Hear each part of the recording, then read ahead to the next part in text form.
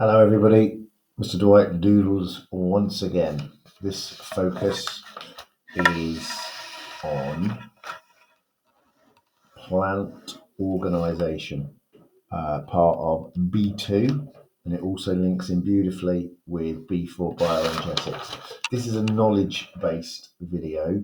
I won't be answering any questions in this one because there's quite a lot of knowledge to get through in a short period of time. So let's kick off. This is knowledge about plants. Now, the first thing we need to be aware of is a plant, and therefore it begins with P. And what makes plants plants is that they photosynthesize. Okay, and what does that mean? Well, photosynthesis is carbon dioxide plus water equals glucose and oxygen. That's what photosynthesis is. That's what makes plants plants. What does it actually mean? Well, it means that the plant takes in carbon dioxide, takes in water, it breaks those two molecules down, and it creates glucose and it creates oxygen. And it's all about how is the plant built in order to make this process happen faster, quicker, more successfully. So what I've drawn here is my leaf. Now at the very top of the leaf, we have a layer of cells called the palisade layer. So let's take one of these cells. Let's take that cell there. If I was to draw that cell large, that is your classic plant cell that you drew way back in year 7. So you've got your cell wall, you've got your cell membrane on the inside, you've got your vacuole. Let's put a U in there, it's supposed to be. There's your nucleus, and more importantly, you've got these little bad boys, and these are chloroplasts. And that is where this process takes place, in those little black dots. Don't have a yellow pen, so I'm going to do a purple sun. Here's the sun. All right, let's give him a little face. There we go. There's the sun. It's radiating down energy, electromagnetic radiation. That's physics. And all of these chloroplasts that you find within the palisade layer are absorbing that energy. When the carbon dioxide is broken down, there it is. It's not to scale. So that bond is broken. That bond is broken. Here's water.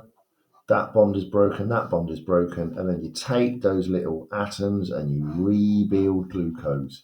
But it requires a lot more energy in order to do so. So energy transferred in the form of light into the chloroplast, they absorb that, take that, build that glucose. And we know why we need that glucose, because we have to have that for aerobic respiration.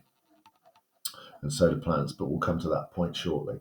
So what we've got is our palisade layer, beginning with P, because it's photosynthesis. That's the palisade layer. At the very top of the leaf, we have this layer. This is a wax layer. Now the wax layer, well, if you know that water doesn't pass through wax, so that's why that's there. And then what we have is a specialist layer below the palisade, which is called, I can hear you shouting it out, the spongy mesophyll layer. Now it's spongy because if you take a sponge in the bath and you squeeze it, it gets smaller. Why? Because you push all of the air out. And these are air pockets. So here is where, and the reason why it's air pockets is that gas can move. So if we're going to start with carbon dioxide, we have to get the carbon dioxide to that chloroplast right there. So let me just finish off my plant. Let's give it a stem. Let's give it some roots. You can't see these just yet because I need to move the video. Let's make some ground. And then finally we carry the stem upwards. So we've got some roots down here. We've got ourselves a leaf. What we've got to do is get carbon dioxide to that palisade layer for those chloroplasts. So on the underside of the leaf, we have holes. These holes are called stomata. And they're open when the sun is shining, generally in the daytime. Because when they're open, what we need to do is we need to get the carbon dioxide. Here it is, CO2. We've got to get that through the air spaces up into those chloroplasts in the palisade layer. If there wasn't any air spaces, it wouldn't be able to diffuse through. So the CO2 diffuses through. You all know what diffusion means. That's high concentration to a low concentration. And there's lots of it there, less of it there, and so it goes down a concentration gradient. That's CO2. Now, the one we're going to talk about now is a little bit more complicated. We're going to focus on water. Remember, this is the key layer, this palisade layer, full of these chloroplasts. We know carbon dioxide goes through the stomata, open in the daytime, generally when the sun is shining, diffuses through the spongy mesophyll layer and into the palisade layer. So how does it get water? Now, ladies and gents, we need to focus on what happens in the soil. So water, H2O, I'm going to draw it as pink. I do like the colour pink. And the water goes into the roots. Now those roots contain root hair cells. Those root hair cells have large extensions. That increases the surface area, which means there's a greater doorway in which water can move through. Because it's water, we know that it must go through by osmosis. We know that there is lots of water in the soil, less so in the root hair cell. So it goes from a more dilute region in soil to a more concentrated region inside the root hair cell, like so. So how do we get it from the root to the leaf? Now, some of the tallest trees in the world are the Canadian red oaks in Canada, and they could be over 300 meters tall. 300 meters, it's got to travel up. So what we have is a specialist pipe that comes down the plant. This pipe brings the water from the soil up the stem and into the leaf. And it's got a very unique name. I'll put it over this side. This is called the xylem. And how does it work? So let's put our water molecules into our xylem. Now, we all know, because we've all had a bath and all had a shower, water is extremely sticky. The posh words are cohesive and adhesive, and it sticks to each other. If I was to get my lovely Highland Spring here, pour it onto the table, it doesn't separate, it all comes and sticks together. And the plants use this to its advantage. So when the stomata are open in the daytime, when the sun is shining, in order to get carbon dioxide for photosynthesis into the palisade layer, diffusing through, the stomata are open. But when our friend here, this little water molecule, comes out, some of them go up to the top. Why? For photosynthesis, in order to create glucose and oxygen, which is fantastic. But some of them are lost through the stomata. This is a process known as transpiration. This is the loss of water through the stomata from the leaf, and it does so via evaporation. So it is in a water vapor or gas. But what happens is we go back to the stickiness of water, is when that one is lost, it's stuck to that one. So it pulls that one along, which then therefore pulls that one along, pulls that one along, pulls that one along, pulls that one along. I think I'm getting bored of this now. And so it creates a stream of water being pulled up the plant because water is lost by transpiration. It's not ideal, but the plants turned it around in order for when the stomata are open, and it goes to the palisade layer for photosynthesis, it can then use that to provide that mechanism, that pulley of sucking the water round. So that's the xylem. The xylem itself is a hollow tube. It used to be living cells, but what happens is, we all know that a plant makes glucose. If you add glucose and glucose together, you get something called starch. If you add starch and starch together, you get something called cellulose. And if you add cellulose and cellulose together, you get something special called lignin.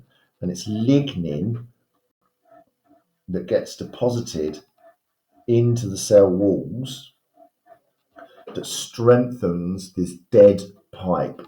So all of the cells, all the contents, all those organelles have been removed. Lignin has been deposited into the cell walls to strengthen it, which means that can't burst. And it's really rigid.